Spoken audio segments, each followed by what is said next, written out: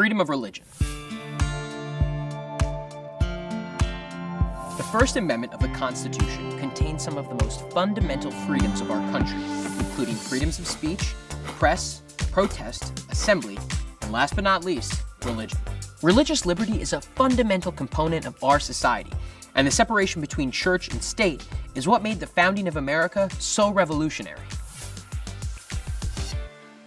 Many, if not most colonists, came to the New World seeking religious tolerance and the freedom to worship as they chose. By the time of the American Revolution, there were many denominations and churches in the colonies, competing with one another. The founders believed the only way to prevent the new nation from being torn apart by religious factions was to sever ties between the state and churches. The First Amendment was ratified in 1791. Freedom of religion as outlined in the First Amendment is split into two parts. The Establishment Clause. Congress shall make no law respecting an establishment of religion. And the Free Exercise Clause, or prohibiting the free exercise thereof. Basically, this language guaranteed that the government would have no official religion, nor would it prevent anyone from practicing their own beliefs.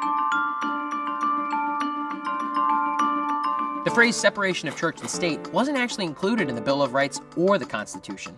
Thomas Jefferson used the phrase in an 1802 letter to the Danbury Baptist Association.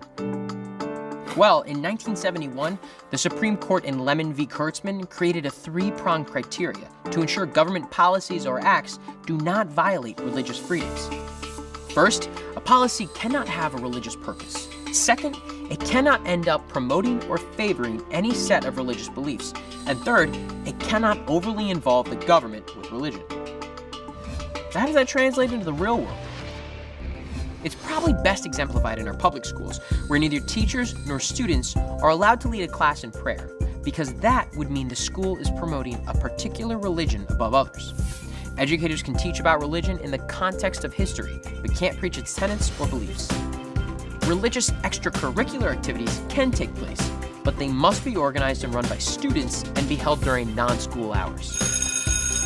The Founding Fathers, based on the experience of their ancestors and their own beliefs, managed to forge a government whose freedoms are as important today as they were then.